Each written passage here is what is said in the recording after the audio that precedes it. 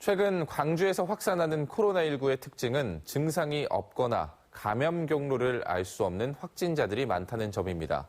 나도 모르게 감염될 위험이 높아졌다는 이야기입니다. 보도에 김철원 기자입니다. 지난 8월 12일 상무지구 유흥주점에서 시작된 광주의 코로나 3차 재확산 이후 2주 동안 누적 확진자는 70여 명에 이르고 있습니다.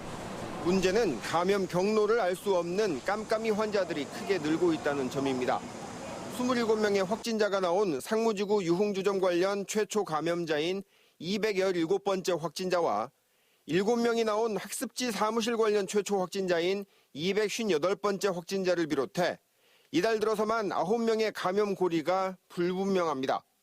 지난 2월부터 1% 안팎에 그치던 깜깜이 환자 비중이 최근 6%까지 올랐고 8월로만 보자면 13%가 넘습니다. 깜깜이 환자가 늘면 늘수록 방역당국의 방역은 물론 시민들이 대처하는 데도 어려움이 커질 수밖에 없습니다.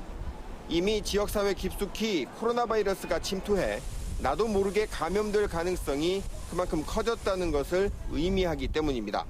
언제라도 내 옆에 내가 만나는 사람이 확진자일 수 있다는 가정하에 생활 개인 방역 수칙이 정말 중요한 때라고 볼 수 있겠습니다.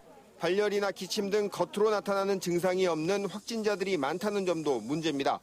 각 기관이나 시설에 설치된 발열 체크 설비가 있어도 이상 증상을 걸러낼 시스템이 무력화되기 때문입니다.